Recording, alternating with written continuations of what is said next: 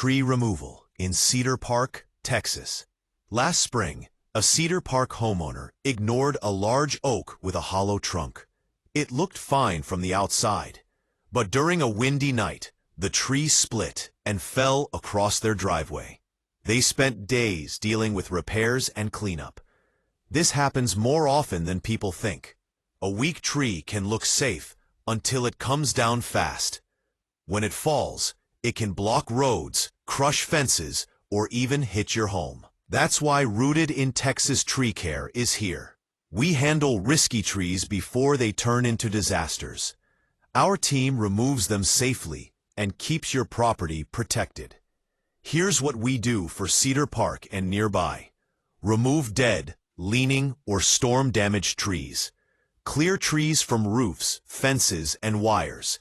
Stump grinding to give you back yard space. Local service with honest pricing. Waiting too long can turn a small concern into costly damage. Acting today can save you stress tomorrow. Call Rooted in Texas Tree Care at 512-783-4622 or visit rootedintexastreecare.com for a free estimate. Don't wait for the next storm. Get safe tree removal in Cedar Park today.